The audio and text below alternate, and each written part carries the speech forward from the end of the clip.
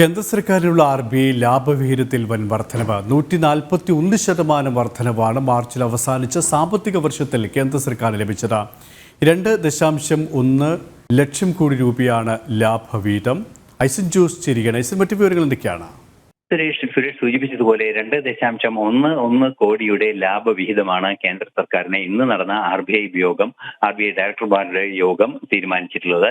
ഇത് കേന്ദ്ര സർക്കാരിന്റെ നിക്ഷേപത്തിനുള്ള ഡിവിഡന്റായാണ് ഇത്രയും വലിയ തുക, അതായത് 2.11 ലക്ഷം കോടി രൂപയുടെ ഡിവിഡന്റ് ലഭ്യമാകുന്നത്. വലിയൊരു തുക ലഭ്യമാകുന്നതിന്റെ അടിസ്ഥാന കാരണം തന്നെ നേരത്തെ സൂചിപ്പിച്ചതുപോലെ വൻ പുരോഗതി സാമ്പത്തിക രംഗത്തുണ്ടായി എന്നതിന്റെ തെളിവ് തന്നെയാണ്. ഇത്തരത്തിൽ ഈ തുക, ഇപ്പോൾ ലഭ്യമായിരിക്കുന്ന തുക, കേന്ദ്ര സർക്കാരിന്റെ ഡിവിഡന്റ് ഇനത്തിൽ വന്നിരിക്കുന്ന വർധന 141% വർധനവ്.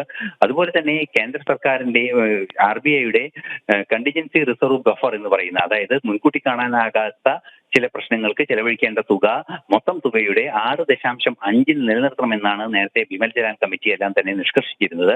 ബിമൽ ജലാൻ കമ്മിറ്റിയുടെ നിർദ്ദേശപ്രകാരമുള്ള ഏറ്റവും കൂടിയ തുക കണ്ടിജൻസി റിസർവ് ബഫറിലേക്ക് മാറ്റിവെക്കുകയും ചെയ്തിട്ടുണ്ട്. അതായത് 6.5, ഏറ്റവും കൂടുതൽ തുക മാറ്റിവെക്കുകയും ചെയ്തിട്ടുണ്ട്. ഏറെ പ്രാധാന്യം അർഹിക്കുന്നത് 2.11 ലക്ഷം കോടി രൂപയുടെ വലിയൊരു ഡിവിഡന്റ് RBIയിലെ കേന്ദ്ര സർക്കാരിന്റെ നിക്ഷേപത്തിന് ലഭിച്ചിരിക്കുന്നു എന്നതാണ്. ഇത് 141% വർധനവാണ് ചൂണ്ടിക്കാണിക്കുന്നത്.